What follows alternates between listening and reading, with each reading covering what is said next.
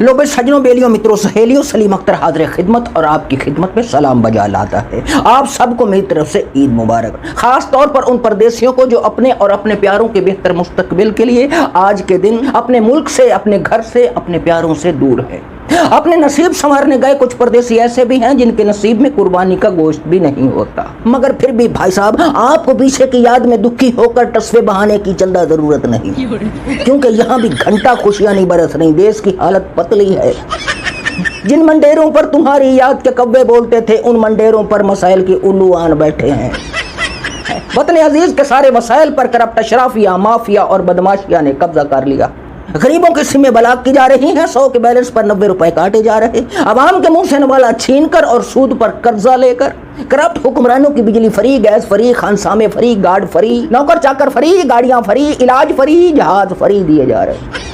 और अवाम की हालत कोहलू पर जूते उस बैल की है जिस बैल की आंखों पर उसका मालिक पट्टी बांध देता है, और जब तक उसका मालिक चाहता है बैल चलता जाता है और समझता है कि उसने बहुत फासला तय कर लिया है, बहुत आगे निकल गया है, मगर जब रुकता है तो वहीं खड़ा होता है जहां से चला था। हाँ, अलबत्ता उसका मालिक तेल निकाल लेता है, सरसों का भी और बैल का भी।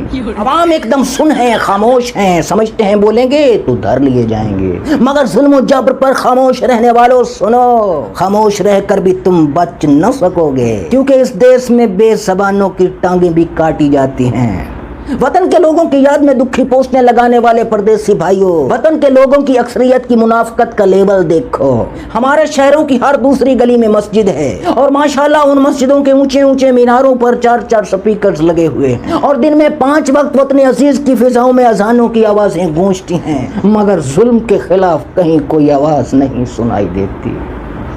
उसके लिए सिर्फ सोशल मीडिया बचा है, यहूदो नसारा का सोशल मीडिया। तो परदेसी भाइयों, अगर आप अमेरिका में रहते हैं तो आप जानते होंगे कि सुपर पावर अमेरिका का व्हाइट हाउस का रकबा 18 एकड़ है, और हमारे इस कंगाल मुल्क का पीएम हाउस 138 एकड़ पर बना है। यानी हमारे मुल्क का पीएम हाउस अमेरिका के 7.5 व्हाइट हाउसेस जितना है, और उस पीएम हाउस में बैठे शख्स का काम सिर्फ इतना है। यानी 138 एकड़ के रकबे में 500 मुलाजमीन और खादिमीन के बीच में बैठकर एक शख्स अवाम को बताता है कि 2 भाई 1 रोटी बांट के खाओ, मुल्क के हालात ठीक नहीं है।